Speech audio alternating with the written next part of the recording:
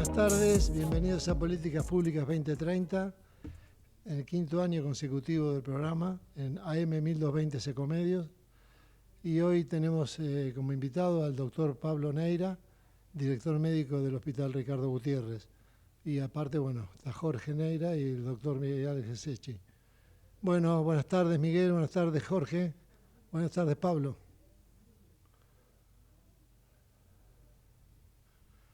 Hola, ¿me escuchan? Sí, perfecto. Sí, perfecto. Bueno. Perfecto. Bueno, esto de venir en patota los Neira, a mí no me va a asustar, porque Amedrentar. no me va a amedrentar, pero no, es un gran orgullo contar siempre con la compañía de Jorge Neira, y hoy tener a Pablo Neira ya cierra un círculo virtuoso. Lo digo con total franqueza, a lo mejor un poco con palabras grandilocuentes, pero son absolutamente francas, sinceras, porque,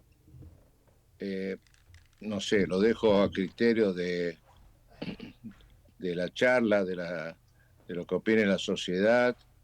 Estoy absolutamente convencido, repito que esto no es la palabra del grupo ni del foro, estoy absolutamente convencido que hay que revalorizar integralmente el hospital llamado hospital público, para mí estatal, como complemento del privado, y uno de los ejemplos, entiendo que puede haber varios en el país, pero este me consta que es uno de los ejemplos, el hospital Gutiérrez, dirigido por su director médico Pablo Neira, y por supuesto muy agradecido al co-conductor o conductor especial, el doctor Jorge Neira, que probablemente ya esté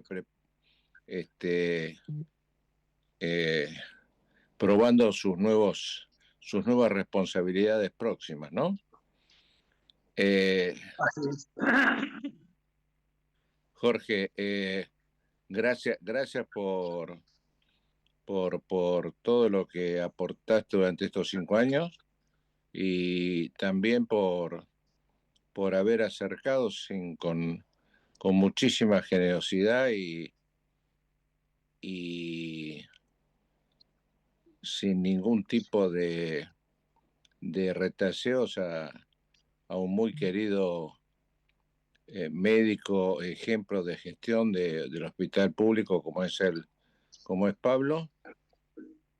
Reitero que por lo menos en esta crisis de salud, que yo advierto como de las más profundas de las que yo he sido testigo, soy testigo, el hospital público imprescindiblemente, no sé qué tiempo puede llevar, pero debe ser ya motivo de debate de cómo se lo revaloriza eh, integralmente, y se lo hace sustentable, sin perjuicio de que ya cumple sus funciones en forma eficaz y con gran contención de los pacientes, especialmente un grupo vulnerable como es el pediátrico. Jorge, tenés la palabra. Bueno, gracias Miguel, gracias Horacio, Pablo, ¿cómo estás? Gracias por venir.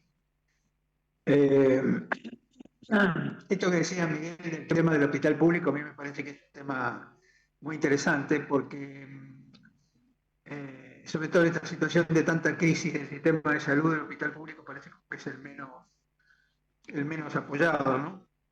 Sin embargo, nosotros creemos que el hospital público es de alguna manera el puntal de la atención de los pacientes porque debería ser el piso de la atención, el piso de calidad de la atención en todos los aspectos. Quiero decir con esto el piso, menos que lo que se hace en el hospital público no se puede hacer en ningún lado, y el techo es relativo porque, digamos, el piso y el techo en medicina están bastante cercanos, y me parece que la diferencia puede ser diferencias de estructura más que de funcionamiento. Así que en ese sentido nosotros tenemos una gran defensa del hospital público, sobre todo de determinados tipos de hospital público que son los hospitales públicos que tienen algo así como lo que se llama la gestión descentralizada, es decir, la gestión que si bien, digamos, tiene una dependencia de una institución superior, como en este caso particular el Ministerio de Salud de la ciudad, tienen la capacidad de organizar su estructura, digamos, y al mismo tiempo conseguir, digamos, ingresos genuinos desde la seguridad social.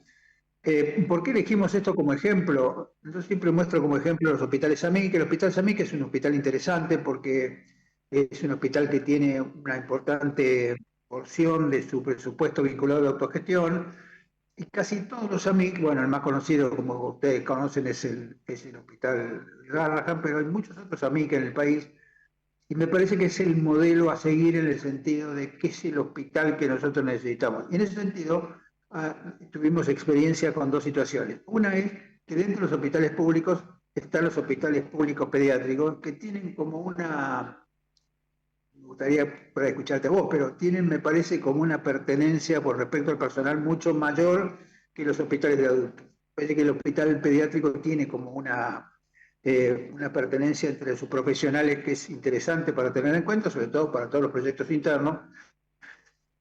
Y la otra cosa es que dentro de la ciudad de Buenos Aires el hospital de niños, el hospital de niños Ricardo Gutiérrez, es un referente en la ciudad.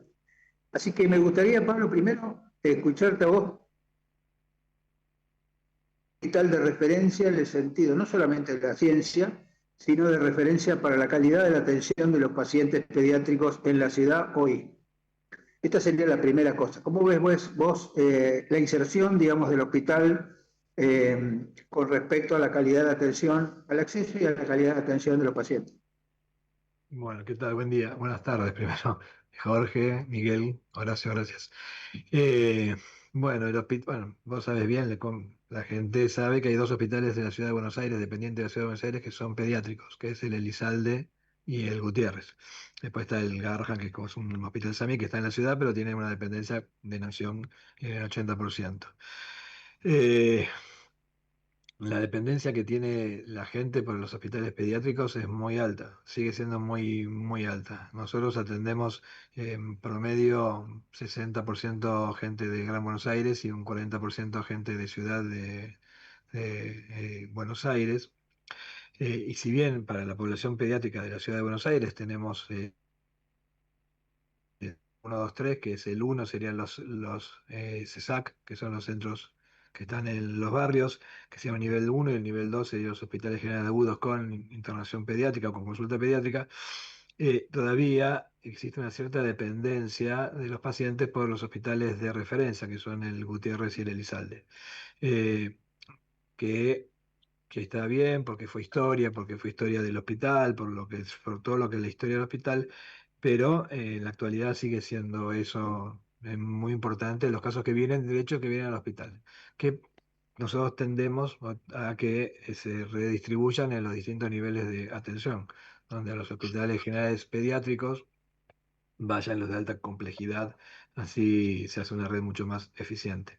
Pero sin duda en esta época social que nos toca y económica que nos toca, el hospital público pediátrico es fundamental para la atención médica. Sin duda, la gente busca acá el reparo y que le demos solución a un montón de cuestiones de salud y sociales que tenemos que hacerlo, por más que no sea de nuestra jurisdicción. Sí, y otra cosa que te quería preguntar, digamos, hay una gran apertura últimamente de centros de salud barriales, que están haciendo uno en Colegiales, hace poco se inauguró otro centro, digamos, que son centros no solamente de atención primaria, sino también de diagnóstico, cosa que me parece que es interesante porque esto es acercar el hospital a la gente, ¿no? Este es el hospital de puertas abiertas, el hospital, digamos, que coincide, digamos, con la promoción y protección de la salud, ¿no? Que siempre es algo interesante, que se dice mucho, pero que se hace poco, y me parece que en ese sentido la ciudad está implementando este sistema, ¿no? Este sistema progresivo de atención, donde la gente vaya al hospital solamente para hacer las cosas que necesita hacer en el hospital, y que todo lo que se puede resolver en el ámbito se pueda resolver tranquilamente, ¿no? Sobre todo el tema del diagnóstico, que muchas veces hace que se abarrote el hospital con métodos diagnósticos que se pueden hacer afuera, ¿no? Son 45 CESAC que hay en la ciudad, se inauguraron 3 ahora. Y los que decimos de diagnóstico son los CEMAR, que son centros de diagnóstico dependientes de los hospitales generales de agudos. Los hospitales pediátricos no tenemos área programática, o sea que no tenemos centros barriales, porque esos están tomados por los hospitales generales de agudos de la zona. Pero más, eso sí, lo importante es que nosotros ya tenemos todo eso, la distribución de los ESAC y de los hospitales generales de agudo nivel 2. Lo que estamos haciendo y trabajando en el ministerio con los demás jefes de pediatría de los demás hospitales y los del CESAC es que la atención de la patología que tiene que atender tiene que ser exactamente igual en todos lados. O sea, que la gente Claro. tiene que empezar a darse cuenta que para la inmensa mayoría de las patologías, que por suerte son banales, se puede atender en el lugar que más cerca le quede de la casa. Que pueda tener respuesta, que lo pueda ver un pediatra, que va a hacer los mismos protocolos de diagnóstico y tratamiento de las enfermedades comunes de la infancia, y que cuando el pediatra advierta algo que es de mayor complejidad, lo derivará al hospital de mayor complejidad. Eso es lo que se está trabajando para poner guías y protocolos de todas las patologías comunes. Para que, Pablo, sí. ¿es de los planes de vacunación también en esos lugares? En algunos centros hay planes de vacunación, sí, sí, sí, sí, se vacuna. Claro, la gente tiene que vacunarse en el lugar más cercano. Eso, digamos, es fácil cuando nosotros los pacientes de la ciudad de Buenos Aires están geolocalizados, podés identificarlos dónde están, dónde les toca, es más fácil, podés mandarle alertas de planes de vacunación. Por ejemplo, ahora empezó la vacunación, o va a empezar la vacunación para influenza. Vos podés alertar a la población de riesgo para que se vacune, pues sabes dónde viven, todo. El problema nosotros, como les dije antes, 60% son de Gran Buenos Aires, que eso ya perdemos la población, porque no la tenemos identificada. Sí tenemos identificados a los pacientes que ya atendimos, pero no a toda la población que se atiende en los hospitales públicos. Y eso pasa mucho, al Elizalde le tiene un porcentaje mayor, en los hospitales, obviamente, los hospitales que están más cercanos a la General Paz tienen mayor porcentaje de pacientes del Gran Buenos Aires, que es más difícil geolocalizarlos. Pero sí, la respuesta a la pregunta es que sí, hay centros de vacunaciones, claro. Digo, porque una de las preocupaciones nuestras es el tema de la vacunación, sobre todo en el ámbito pediátrico, la vacunación por el sarampión. Si no me equivoco, hubo casos de tos convulsa, corregime si me equivoco. Sí, Hubo algún caso de tos convulsa de sí, chicos sí. no vacunados. Sí, sí, Eh, el porcentaje de vacunación bajó, post pandemia bajó globalmente. Entonces había gente no vacunada, adolescentes no vacunados para tos convulsa, bordetela, y hubo casos, siempre hay casos en esta época del año, en verano hay casos de tos convulsa en chicos chiquititos, en lactantes, que son la población de mayor riesgo, eh, y hubo algún poquito más de casos este año. Y con el sarampión pasa igual. Cuando viene algún paciente con sarampión de otras regiones, hay población susceptible que no tendría que ser susceptible, porque no claro. están Lo que vacunados, pasa es claro. que por ahí la gente no repara, digamos, en que el sarampión, entre otras cosas, no solamente produce la enfermedad, sino que produce la encefalopatía post-sarampionosa, que es devastadora para los pacientes que la tienen, ¿no? Si bien es poca la cantidad, pero en la medida que haya más gente no vacunada, los riesgos van a aumentar, Sí. ¿no? No, tal cual. La panencefalitis se da 5 o 6 años después que tuvieron el sarampión. Claro. Y es una enfermedad, como vos decís, devastadora neurológica. Sí, sí, claro. Eh, la vacunación del sarampión es muy buena. Sí, hay que dar las dosis, hay que dar las 2 dosis cuando en el periodo de lactancia, que ahora se bajó un poco la edad para que tengan más cobertura, pero lo importante es que la gente se vacune, que otra vez tome conciencia que hay que vacunarse. Para todos, la verdad, las vacunas son muy buenas, están probadas.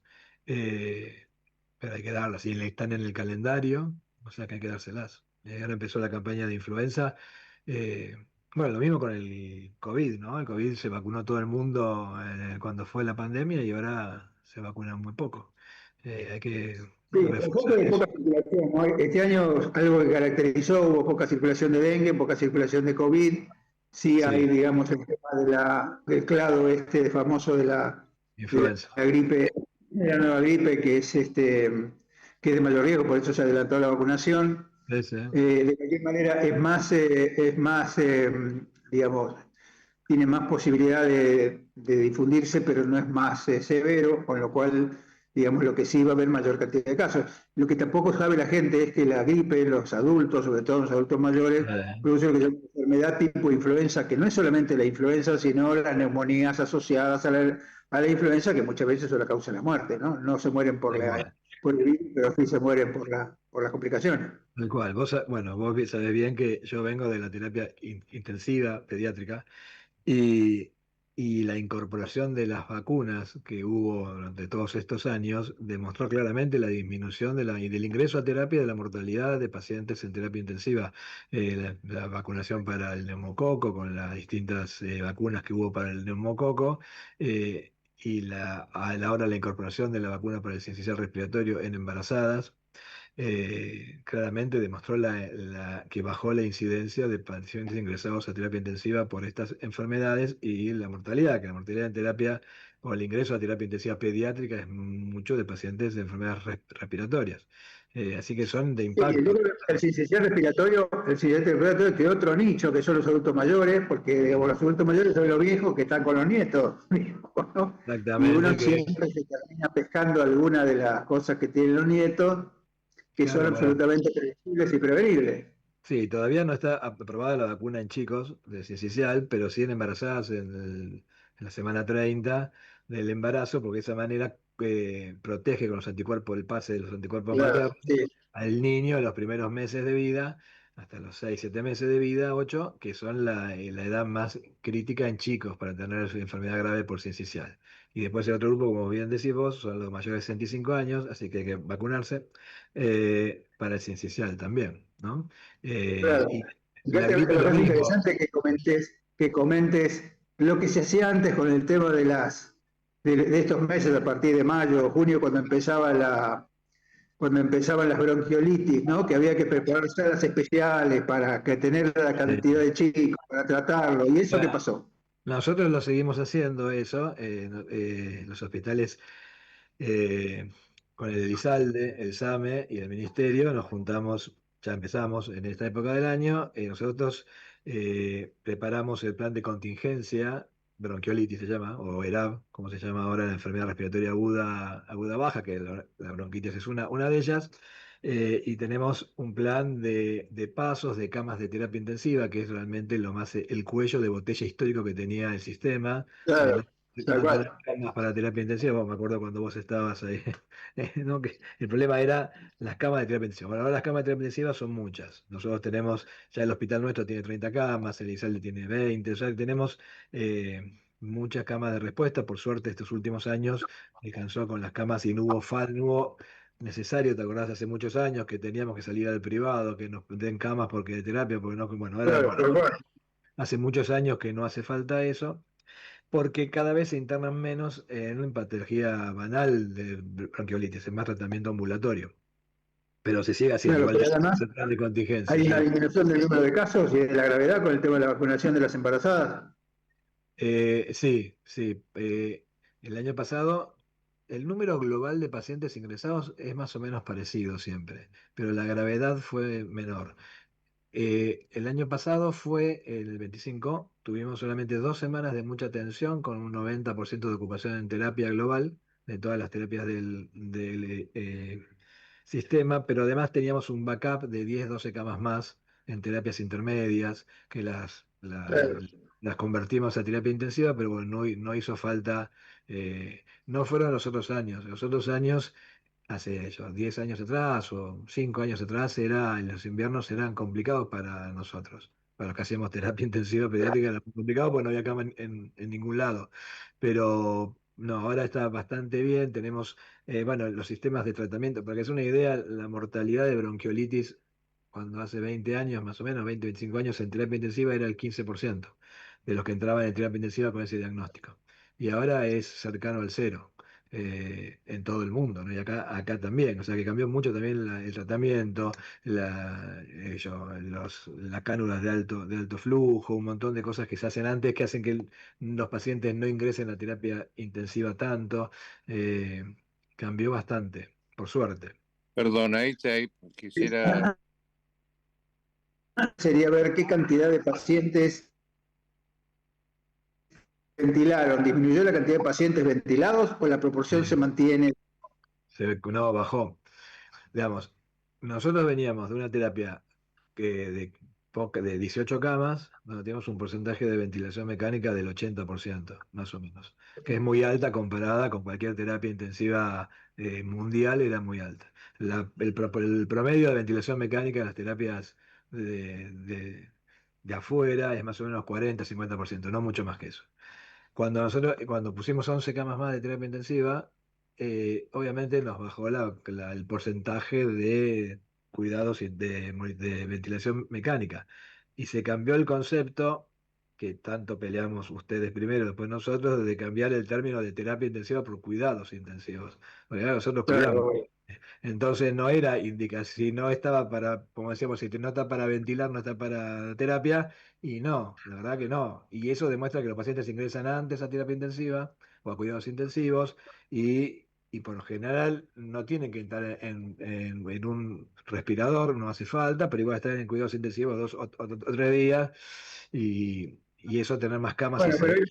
hoy fíjate que las técnicas no invasivas, digamos, tanto la cámara de alto flujo, la Sí, técnica de presión positiva, eso disminuye tal cual. la necesidad de la clásica ventilación mecánica, ¿no? Claro, tal cual, con los beneficios que tiene la ventilación mecánica, pero con los riesgos que conlleva la ventilación mecánica.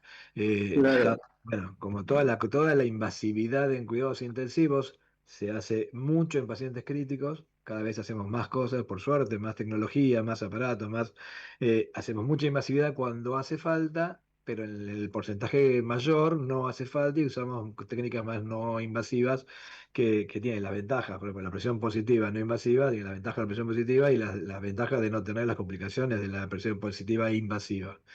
Claro, sí, mejoró, la verdad que los cuidados intensivos en todos los niveles, neonatal, pediátrico y adulto, mejoró un montón.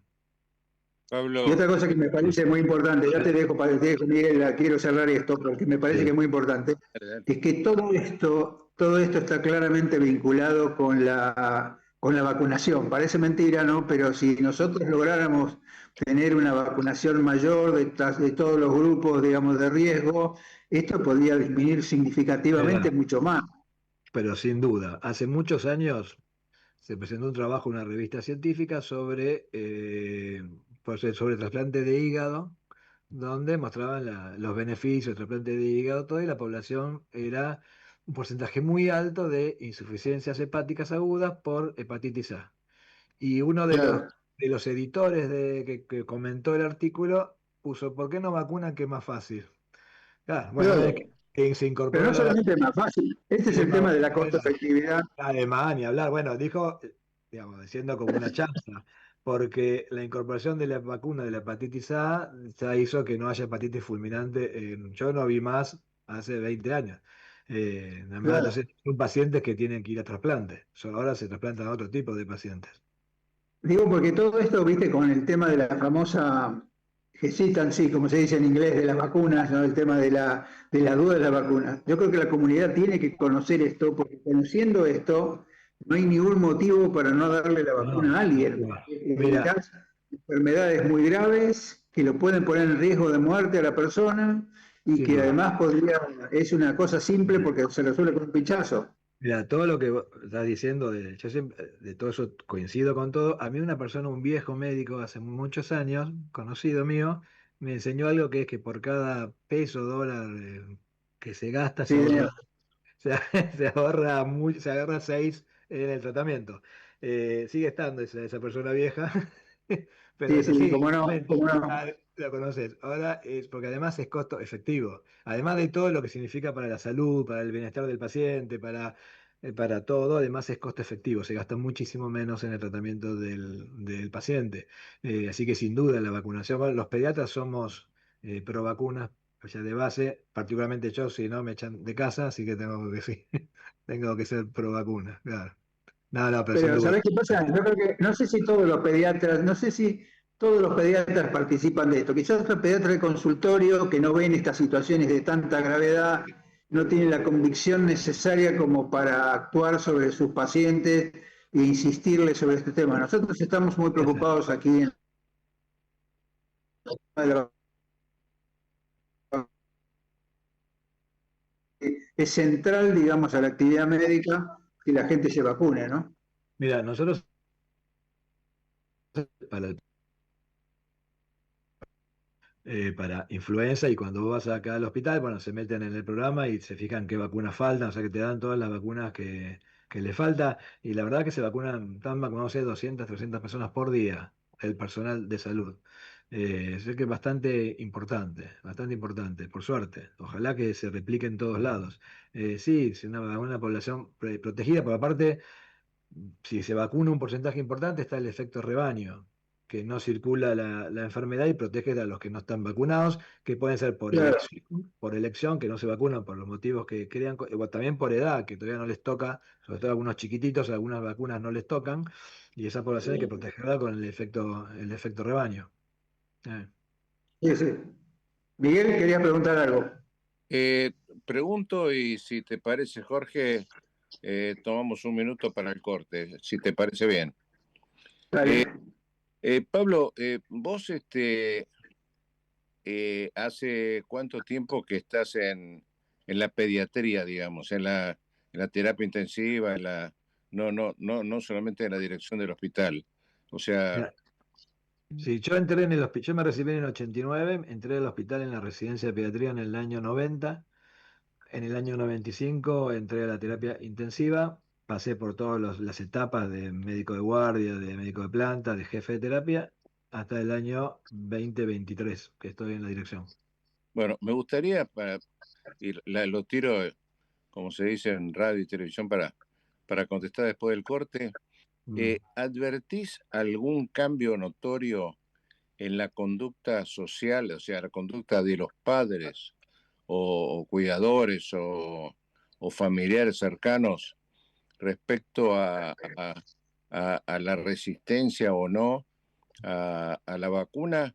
¿O es un tema de acceso, de que la responsabilidad sería de aquel que no sale a buscar, que no difunde?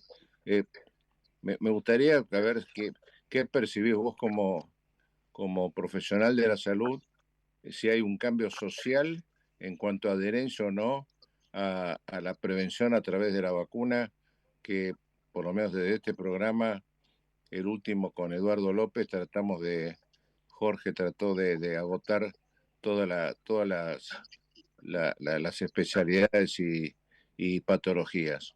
¿Te podemos dejar la Sí, pregunta a la vuelta? ningún problema. ¿Cómo no? Gracias.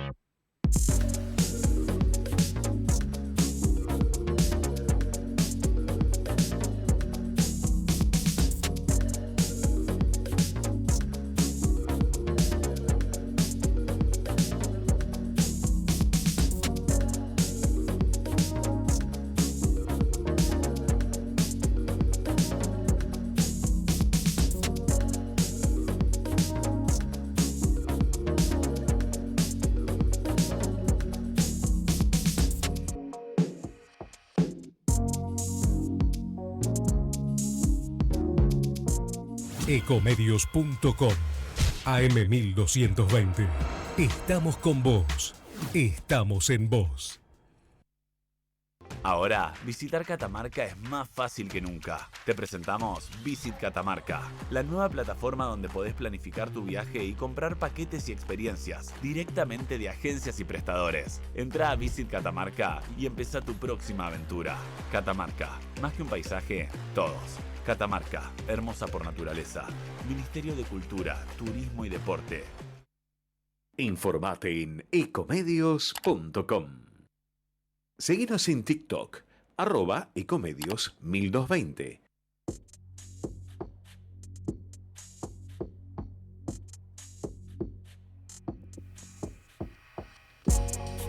Bueno, cumplido el corte comercial, continuamos con Políticas Públicas 2030. Ya están todos conectados, así que bueno, Jorge, Miguel. Estoy. Adelante. Está conectándose Pablo, a ver, que no lo veo. Sí, Estoy está. acá, ¿eh? Sí, ahí ¿Me está, ven? está. Bueno, dale, te habíamos preguntado, Miguel, si cómo veía la resistencia a la vacuna interna, pues ya lo dijiste que la gente del hospital tiene cierta tendencia a vacunarse y hacia afuera también, pero bueno, me gustaría que lo reforzaras. Sí, obviamente bajó la adherencia de las personas a la vacuna. Tenemos dos grupos. Un grupo es de los antivacunas, que en el país es poco, no es muy grande, no es como otros países de Europa o Estados Unidos. Y después está la no, me parece a mí que mucha gente no se vacuna porque desconoce los beneficios de la vacuna. Claro, Como no hace los controles de obstetricia porque desconoce las ventajas de hacer los controles, o no lleva a los chicos a los controles porque desconoce, y muchos también porque no pueden llegar, porque tienen dificultad para el acceso a las vacunas, por más que sean de lugares no tan lejanos. Parece que esas tres cosas son las que hacen que la gente se vacune menos, perdón. Eh, Creo que es fundamental las campañas bien claras de vacunación. Cuando la gente se dio cuenta que la vacunación para el COVID frenaba una enfermedad que estaba matando a mucha gente, sin duda se vacunó, sin duda. Yo no, digo, no hace falta que sean campañas tan violentas como fue con el COVID, pero me parece que hay que hacer un mayor esfuerzo para llegar, obviamente, y darle la posibilidad que la gente se pueda vacunar a distintas horas, que se pueda vacunar cerca de su domicilio, que pueda acceder al lugar, que los sábados y domingos también se puedan vacunar. Eh, sí, me parece que hay que trabajar mucho en eso. por qué se le sí, llama a mí me parece, calendario?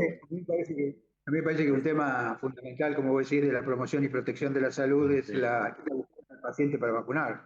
Cuando el paciente no puede acceder, por lo que vos decís, porque claro, cuando uno lo ve desde la capital, donde tenemos tantos centros, hay tantos centros de salud, tantos lugares para vacunarse, es más difícil decir yo no me vacuno. Ahora, cuando uno vive en el monte, alguien tiene que llevar a la vacuna, no solamente hay que esperar que venga. Esa es la verdadera Bueno, promoción y protección. Jorge, se entrecorta un poco, a ver, tal fíjate, cual. No, que Yo decía, no sé si me escuchan bien. ya se se escucha bien. entrecorta. No, lo que decía es eso, que me parece con respecto al acceso, que cuando la gente tiene acceso que son dudosos, lo que uno tiene que hacer es ir a buscarlo, digamos, llevarle la vacuna a la persona, no esperar que la persona venga a vacunarse. Y esto me Bueno, parece que es parte de las necesidades que tenemos. no, por eso es parte fundamental de la atención primaria de la salud, donde Claro, hay que esto es promoción llevarle, de protección. claro, hay que Porque una llevarle. cosa importante, Pablo, de la atención primaria, como vos bien decís, no es solamente el centro de salud. El centro de salud es poner el hospital en la comunidad, pero aparte de eso uno tiene que buscar a la comunidad y eso es promoción y protección de la salud. Claro. O sea, la atención primaria es el centro más la promoción y protección. No es No, que el centro tiene que ser solamente un lugar asistencial, sino que tiene que tal promover cual. y proteger la salud, ¿no?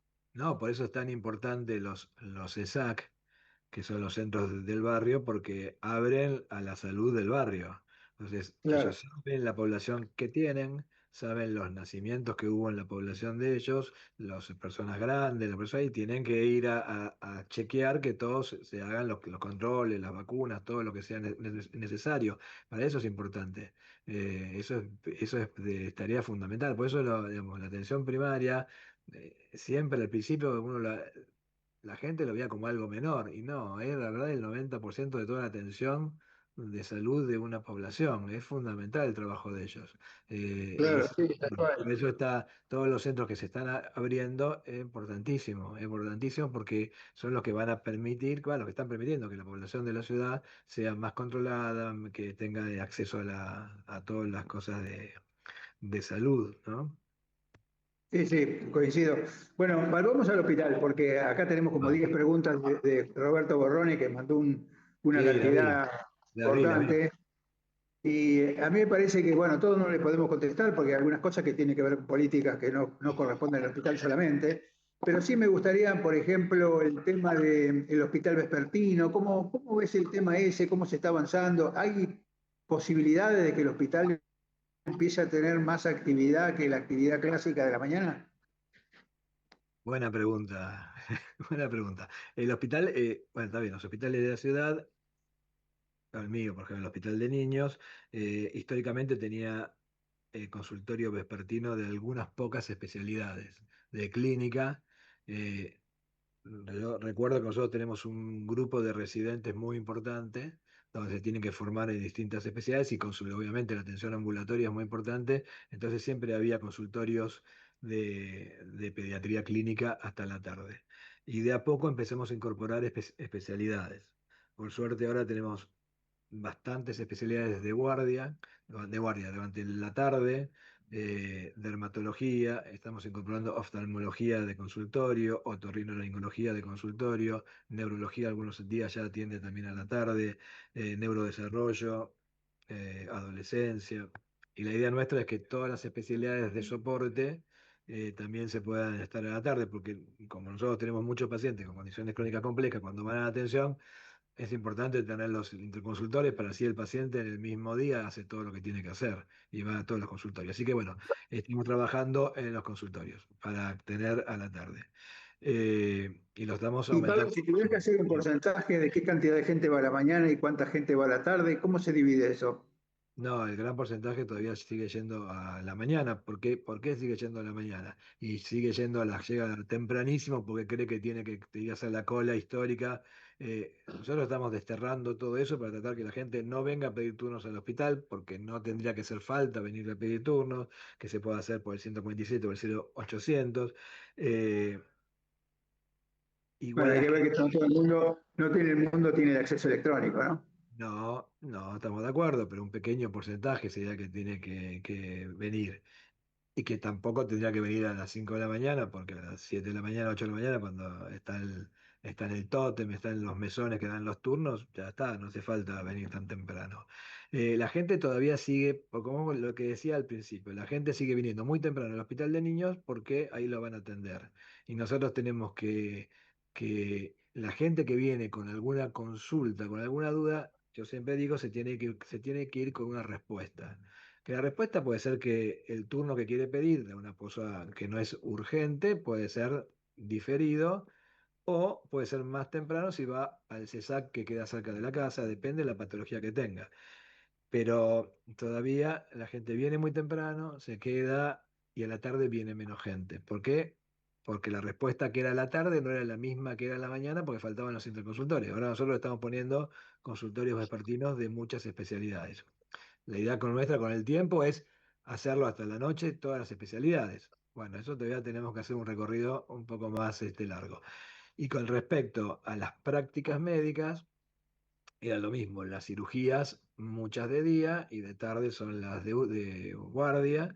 Nosotros estamos empezando a hacer algunas cirugías vespertinas de especialidades, oftalmología, otorrino va a empezar a operar a la tarde, pero para eso necesitamos no solo al cirujano y los quirófanos que los tenemos, sino a los anestesistas. Bueno, estamos haciendo todo un enroque de partidas para tener más anestesistas a la tarde, de planta. Bueno, sí, la idea nuestra es que el hospital tiene que tener esta atención no durante la mañana sola, sino hasta la tarde, tarde, tarde. Y eso se resolvió con mayor cantidad de nombramientos, con mayor cantidad de horas, con redistribución de las horas.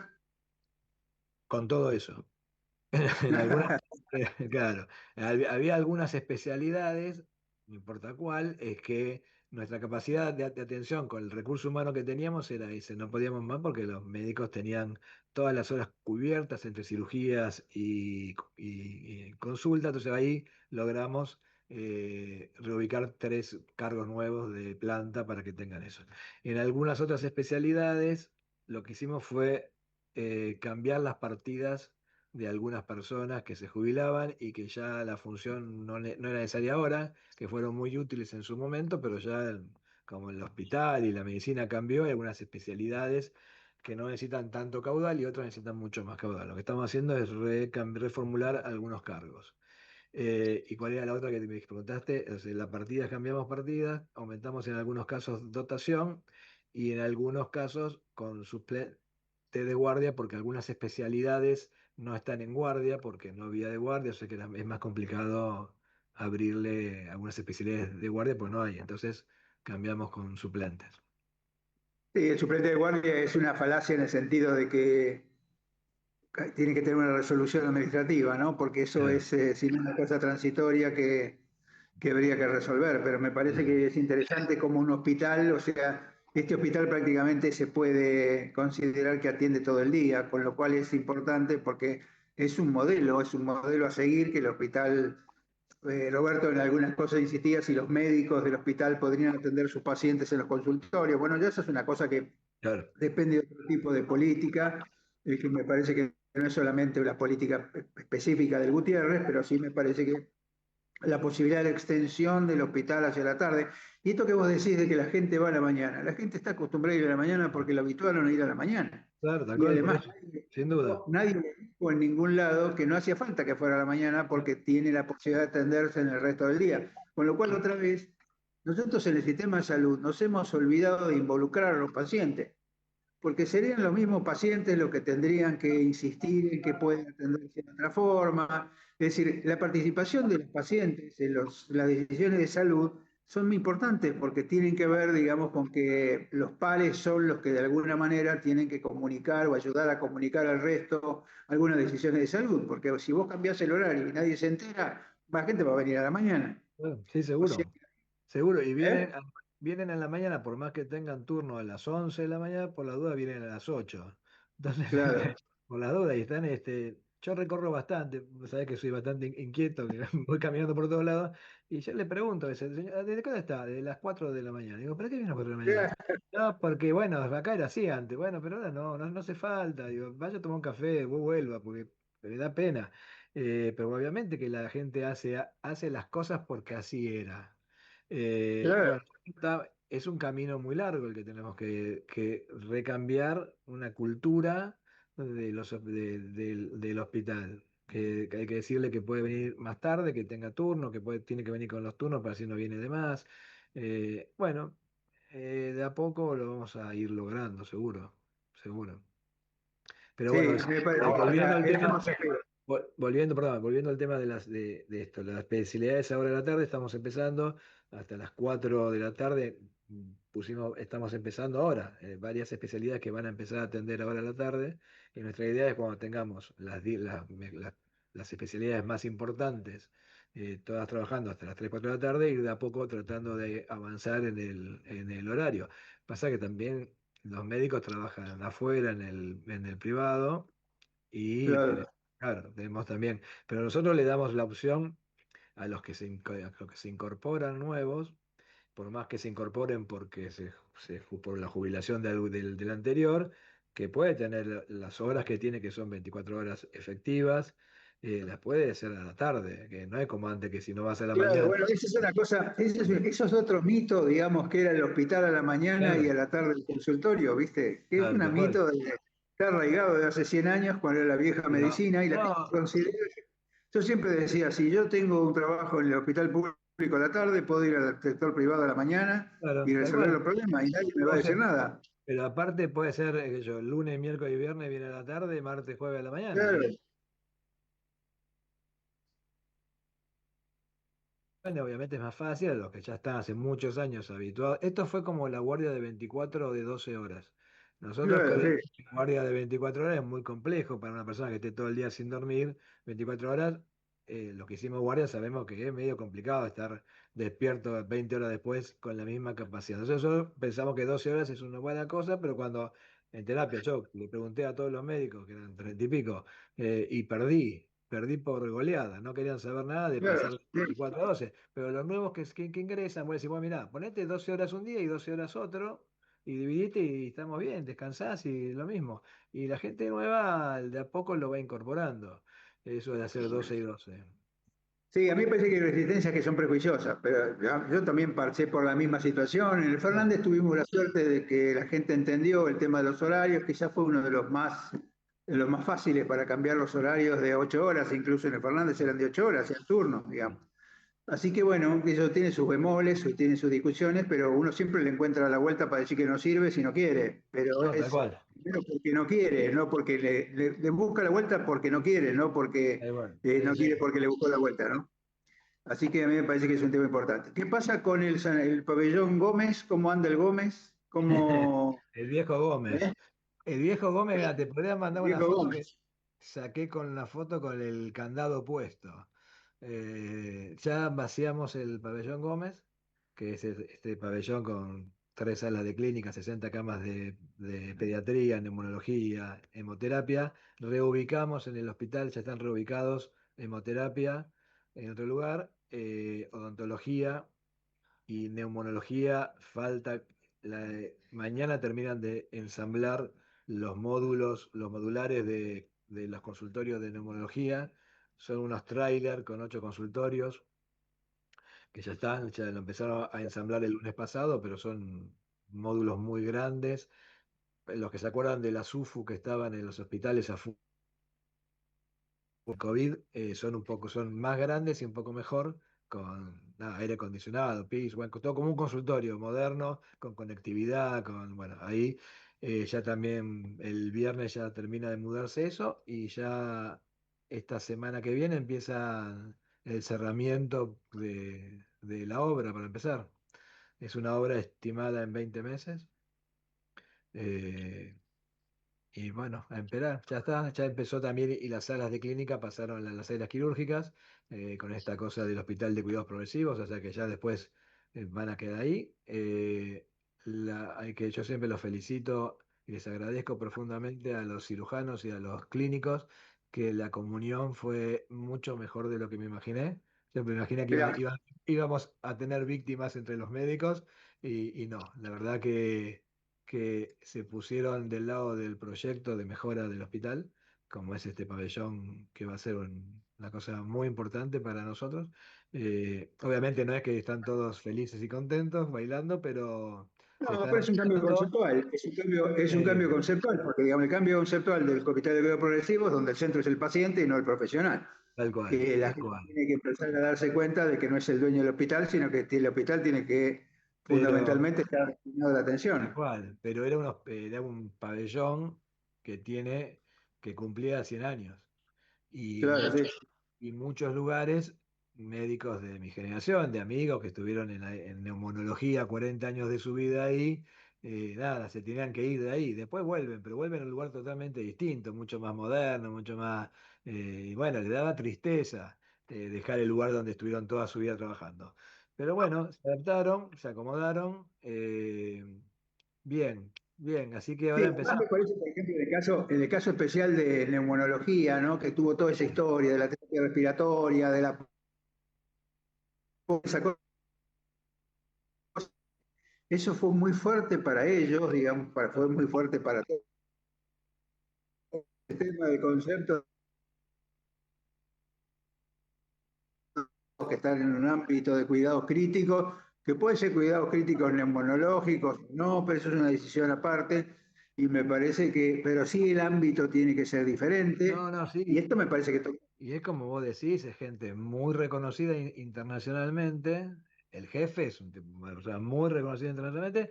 Y, y de repente fuimos y le cambié todo y lo aceptó. Me miró primero medio y lo aceptó. Entendió que era mejor para el hospital y la verdad que es admirable. O sea que todo el duelo que hacen, porque son duelos, en definitiva son duelos que hacen. sí, claro. Y hay que dejarlo. Yo le decía, dejémoslo que protesten un poco, porque se lo merecen protestar.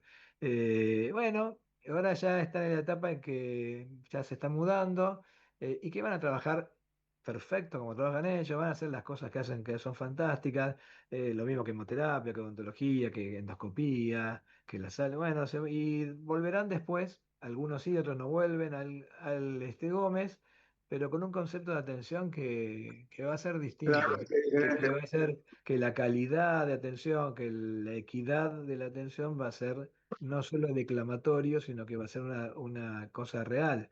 Y eso Sí, y nos además ha. que va a ser de todo, porque hay una cosa interesante que es que va a ser de todo, porque antes era mi sala, y mi sala Ah, era el bueno. reducto de 24 camas, ponele.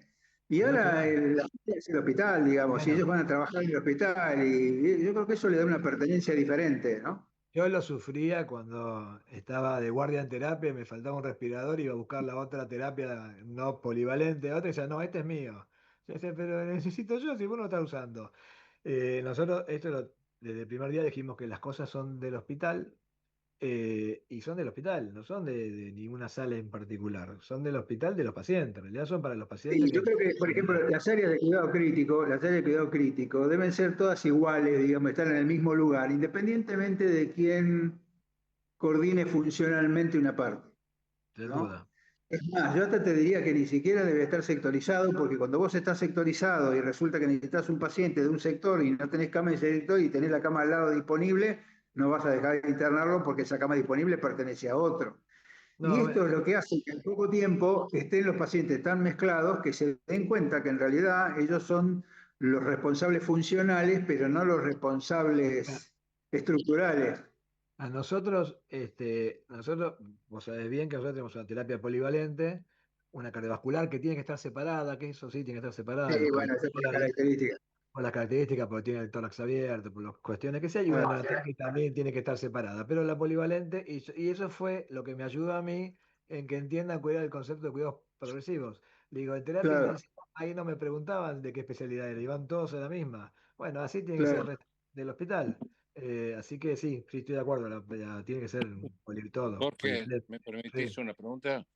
sí. ¿Eh? Eh, pues quedan pocos minutos, pero no, no muchas veces se tiene el lujo de tener, y a mí los afectos y la amistad no me limitan en los elogios. Tenemos a dos profesionales de la terapia intensiva, aunque con diferentes grupos de etario de pacientes. A ver qué opinan los dos de un tema que me ha llegado y que lo vamos a transmitir al grupo, eh, el famoso tema de la relación médico-paciente, que nosotros lo extendimos a médico, paciente, familiar, allegado, etcétera. El tema que está dando vuelta en el Congreso, que le ya han llamado un proyecto de ley de violencia sanitaria. Me gustaría conocer el concepto de ustedes dos, si ven algún crecimiento en el tema o una morigeración o una... eh, yo sé que el tema es complejo, lo vamos a tocar en otra oportunidad, pero eh, se está, el médico está viviendo el rechazo al diagnóstico no aceptado por el paciente o familiar. Pablo. Bueno, no, pensé que ibas a hablar vos, te iba a dejar a vos que son más No, grandes. yo Pero simplemente bien. haría un solo comentario, ¿no? A mí me parece que esto es algo que yo discutía mucho y charlaba mucho con Paco Maglio porque nos interesaba el tema. A mí me parece que el tema de la violencia en el ámbito de salud hay que mirarlo de los dos lados, ¿no? La violencia que se ejerce contra los profesionales, la violencia que el profesional ejerce indirectamente sobre el paciente cuando no lo trata empáticamente, ¿no? Y a mí me parece que esto es una cosa importante que tiene que ver con la formación profesional por un lado, por formar a profesionales que entiendan que existe el otro, que el otro tiene sus necesidades y que tiene sus momentos, y que si bien no es solamente patrimonio de unos, también es patrimonio del buen trato, digamos, en el ámbito de la salud, en particular en los servicios, ¿no? No sé vos qué opinás, Pablo, pero a mí me parece que cuando uno tiene un ámbito saludable donde trabaja, estas cosas se producen menos. Y cuando se producen menos hay como una sensación de por qué se producen y cuando se producen tiene un abordaje que es distinto. Esto no es una guerra entre los profesionales del equipo de salud y los pacientes. Hoy la sociedad Ah, está convulsionada y hay una cierta tendencia a la violencia por cualquier cosa. No hace más que ver lo que pasa todos los días con algún choque o alguna cosa donde las peleas son exageradas para lo que pasó. Pero me parece que hay que tomar esta situación desde ambos ámbitos y hay que analizarlo desde ambos ámbitos. No sé vos qué opinas, Pablo, pero me parece sí, que no es un tema coincido, muy simple, no es un no, tema muy simple. coincido en lo que decís. Obviamente que la sociedad cambió, está mucho más violenta y nosotros no, de ninguna de las dos partes, le escapamos a este aumento de la violencia o de la intolerancia. Más que violencia es la intolerancia.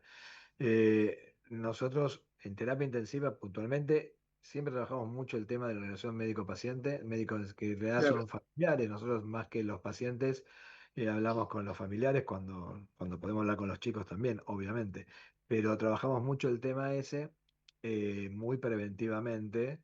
Yo siempre decía que si un paciente o los padres no entienden lo que tiene su hijo es que le explicamos mal nosotros, porque Obvio.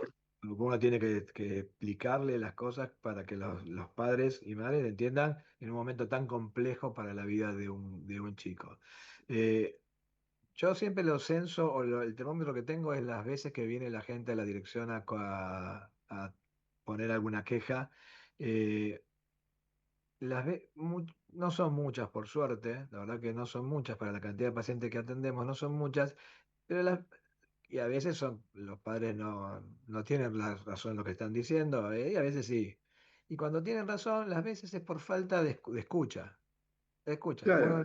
uno lo escucha, lo termina escuchando el tiempo que la madre o el padre necesita que lo escuchen, y por lo general eso solo hace que el problema termine, porque por lo general no están reclamando que la atención es mala, están reclamando otra cosa. La sociedad está muy mal y necesita eso, como decía Paco, estar al lado del enfermo, no del lado del enfermo, decía, al lado del enfermo, estar al lado de la gente también. Darle Bueno, el pero te tiempo acordás de que Paco hablaba del escuchatorio. Tal cual, y bueno, eso, bueno, pasa que uno eso se da cuenta cuando es más grande, ¿no? Entonces, cuando uno es más grande empieza a darse cuenta de un montón de cosas. Eh, pero sí, sí, hay más casos, no, digamos, por suerte no hay casos tan violentos. Nosotros tuvimos algunos casos violentos, 1 o 2 por año tenemos casos de golpes al personal de salud, pero no es lo habitual, ¿eh? Y no estoy viendo un aumento importante de eso, por suerte, esperemos que no.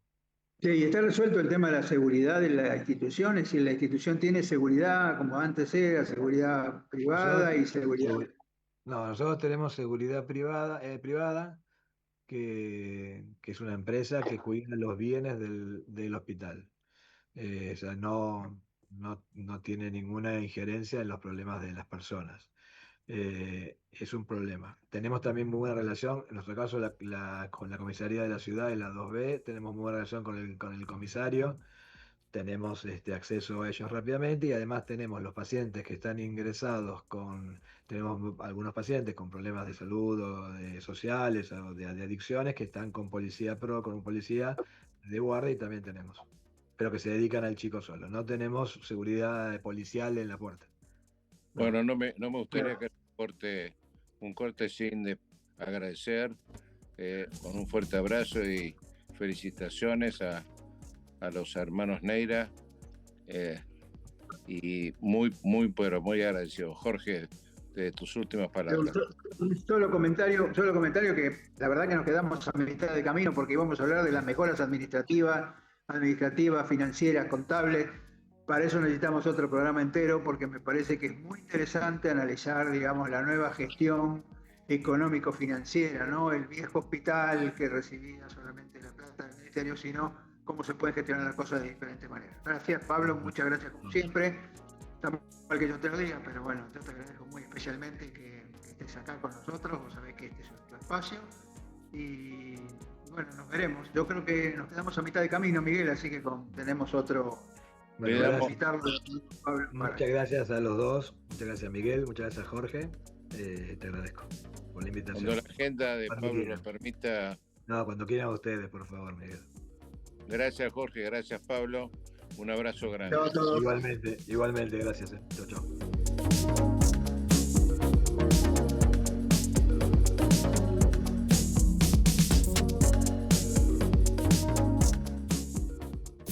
Desde Buenos Aires, transmite LRI 224, AM 1220, Ecomedios.